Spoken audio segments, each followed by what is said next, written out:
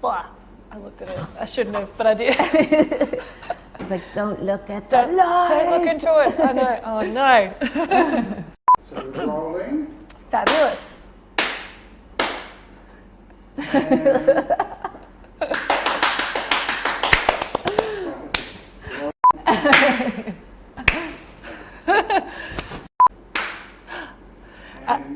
Oh. Am I?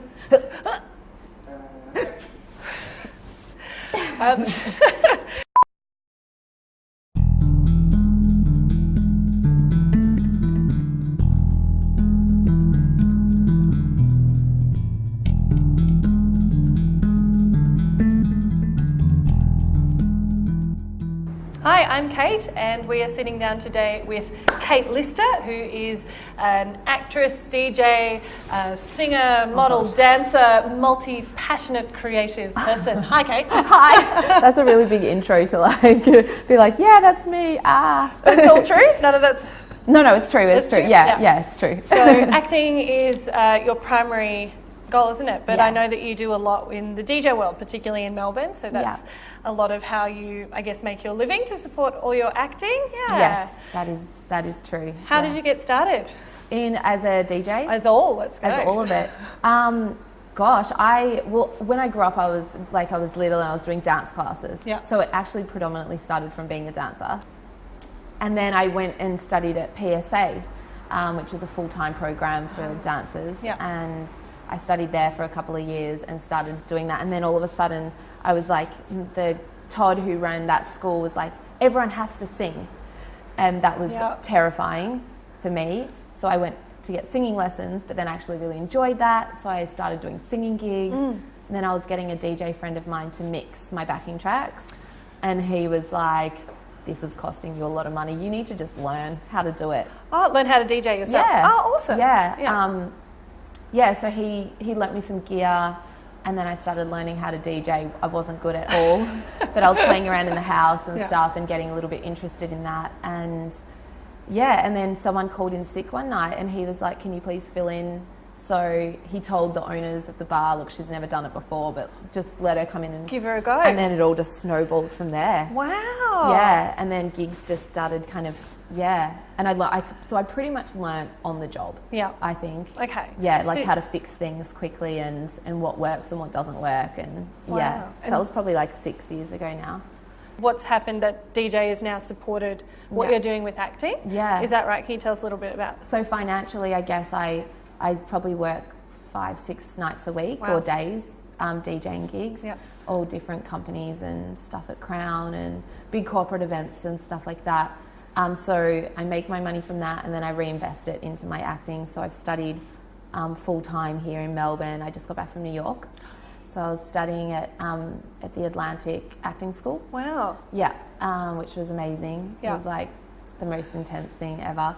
But because I get to DJ, I've got the flexible hours. I can make some good money and then use the money to study and reinvest into my acting. It's one of my favourite things about you. I've noticed that a lot is you are constantly doing classes and training. You keep investing in yourself and doing more training. Is that something that you just always want to keep learning? And I think I think doing classes is one of those things, like it's like as a dancer they have to keep flexible, to keep their mind on top of it.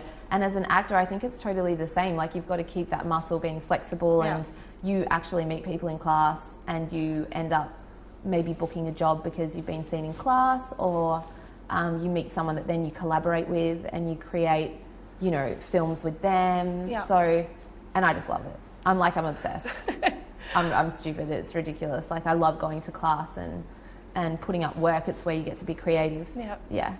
But I think acting is definitely, I think, the hardest industry in the arts for myself to be in. It's so, you get a lot of rejection. You find it hard to even get in the room, like for some auditions. It's kind of one of those things, you take a lot of hits, so you've got to really love it to keep going back. And so how do you get into the right mindset for dealing with those auditions when you come in or when you come out, knowing that might be the possibility? Is there anything you do to sort of get into that zone?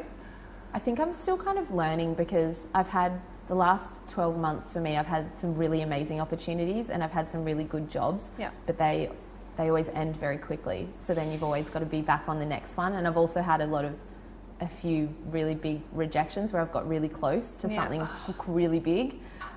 So you put your whole heart and soul into it because it's you have to, otherwise you're not going to make it. But then, And then how do you brush that off? This is what I find helps me. I have my own projects going on. Okay. So I put a lot of time into producing and acting and my own film. So I've got one happening at the moment that's being edited, so we've finished filming it. Oh, beautiful. But I think if you have something happening on the side for yourself that you have control over, then that's where you can regain your strength and put all of your kind of energy into that when you're getting the other rejections along the way. But people have made it themselves. Like, I feel like Joel Edgerton had his own production and his company where they were making their own films and doing all of that. So I'm just trying to figure out how other people did it on their own to then be seen to then get on other people's projects. Well, that's it. And there's so many ways. I've seen people who come up through YouTube and all these different new ways of coming through and doing their own theatre programs and doing your own film. I have to say, though, I think film would be one of the really hard ones to self-produce. Yeah. Very challenging. How do you find that? Because I've spoken to a few people about different ways of getting grants and crowdfunding and how much of your own do you put in, and can you talk a little bit about that? Yeah. So the film that I've been producing and acting in, we've called it 7 Stories Down, and I've been doing it with another actor, Phoenix Ray, and he was director and actor. I was producer, but look, we're everything. He's also editing. Like, we're just trying to get it all done because money is a huge thing, and it's been an ongoing thing because of money and funding. So we funded a lot of it ourselves, and then we got to 3/4 of the way through, and it was just like, it's just costing so much, and we were just kind of running dry. So we put a Kickstarter out, and it is one of those things where, like, you never want to ask people for money. But some people really want to support the arts and want to see you doing more, and hopefully then you can give back when other people put it out. But Kickstarter was amazing for us. But we hit our mark, and so we were able to finish it, and now it's in the editing room, and there's still a lot to go on it with sound, and we've got to do all the sound mixing and everything, but we're one step closer. That's awesome. Yeah. And so you managed to finish. You finished everything. So we got all the funding for that. Which is amazing. Like, have you done a Kickstarter before or something like that? I have. And you sort of cross your fingers, you hold your breath, and you see the clock ticking down, and it's like, please, someone are come we in with a really big one. I know. And thinking about, is Kickstarter did you need to offer rewards and things as well? How did you find that? Like, what kind of rewards do you think to put up? We kept it really simple because we knew we'd already put a fair bit of money into it, but it was really just like, we're going to have a showing of it, a premiere of it. So tickets were like for that, and then the highest bidder, we're actually taking them out for dinner next week. So, and then obviously that's on us, kind of thing.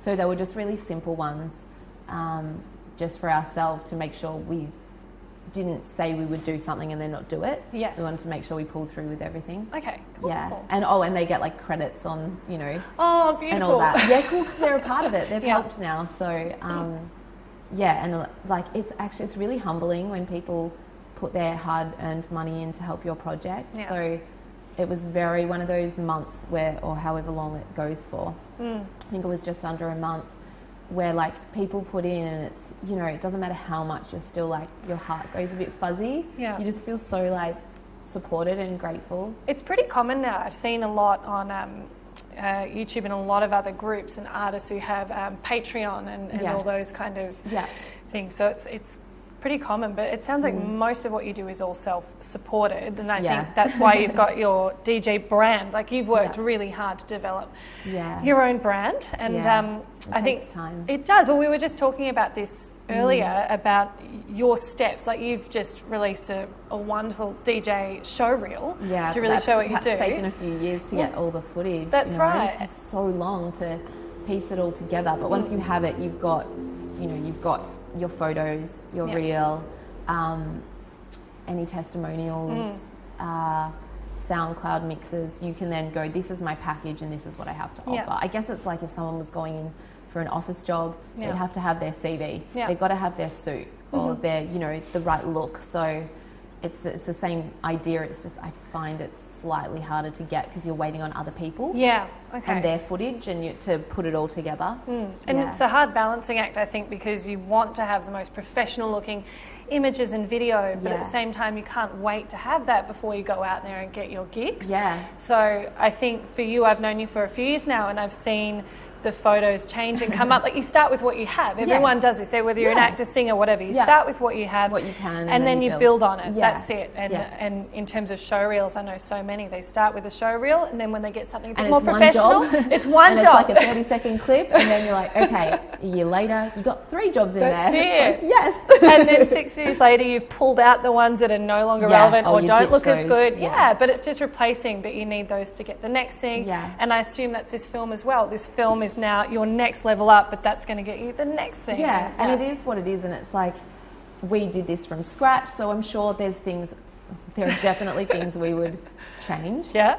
and redo if we could, but we can't. And I guess when we put it out there, we'll have to make it very obvious that like this is the first film that we've ever made, and this is what we could do, and we've learnt so much. So our next one will hopefully be better. But it's so amazing to many do ways. that. Oh, it's so amazing. I've never made a film myself. That terrifies me. It's really hardcore. The amount of effort and hats you were talking about, all the my million, billion Like hats. literally catering. Yeah. Yeah, so I'm like prepping for my scene, and then I'm also like flipping the eggs Oh, and like the tea and coffee. Yeah, the night before, organising all the food, because like we can't afford to have someone doing that. Yeah. Like, you Yeah. know, my mum was cooking, Phoenix's mum was cooking. Oh, Like family turn up to help. Like you're really like pulling in the big guns. You're pulling in everyone to help as Yeah. much as you can, but then also giving working actors the opportunity to come on board, or actors who have been training who are amazing but haven't quite made it yet. But that's the circle, because now they'll be able to add to their show reel. Yeah, and that's what Yeah. that was honestly what we wanted. We're like, we want footage that's good quality, that isn't like the typical stereotype that I always get put forward for, and the same for all the other actors. We're like, we want to help give something to them, so then their reel gets thicker. you know. That's it. So when you're getting organised and doing all your DJing and your acting and all the things you do, is there a particular resource you like to use? I know you do all your classes, but do you like books or podcasts or films? What keeps you going and what inspires you to keep going? Books are like the books from the mentors that I really like. I've got, actually they're like so used now. I've got like tabs through all of them. The books are amazing. Yeah, just keeping up with classes. Films that inspire me, like watching those, so then if I'm a bit like sick of it, and it happens, but you also have days or weeks or moments where you know it gets hard and you feel like you're doing it on your own.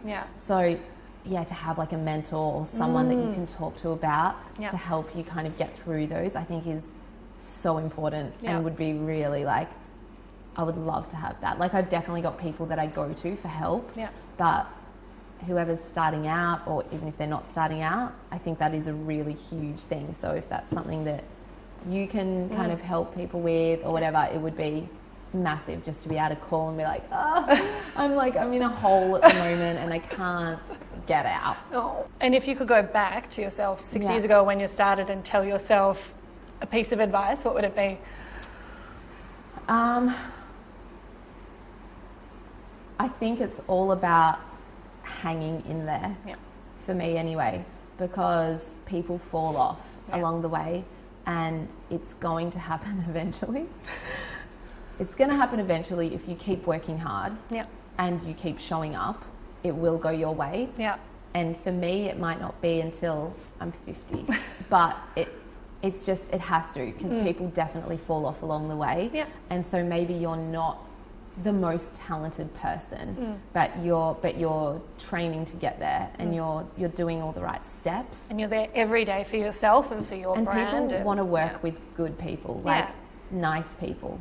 They just do. So you might not be the best person for that role, but you might be super easy to work with, really prepped, have done all of your study, everything you bring to you're easy, you take direction. They will probably choose you over the person who cracks it and who's difficult, or who thinks that they're owed something. So I think just keep a level head and, I don't know, turn up. I keep love turning it. up. Show keep up for turning yourself. Up. Yeah. Beautiful. Yeah, show up for yourself. Yeah. Do it for you. I love it. Yeah. Thank you so much, Kate, for coming. That's okay. I really Thanks for having appreciate me. it. That's this okay. is amazing, and I think it's really exciting to be doing this, all of this, what you're doing. It's Thank you. I think the industry really needs it. Thank you. So I think it'll be huge. Beautiful. And Kate's film 7 Stories Down. I'm going to put all the links wherever this is below and all of her Oh information. my God, I and nearly sites. just did the thing that they do on like the reality TV, and they're like, Down here. So it'll be below. So thank you so much, Kate. thank you, honey. All Thank right. you so much. No worries.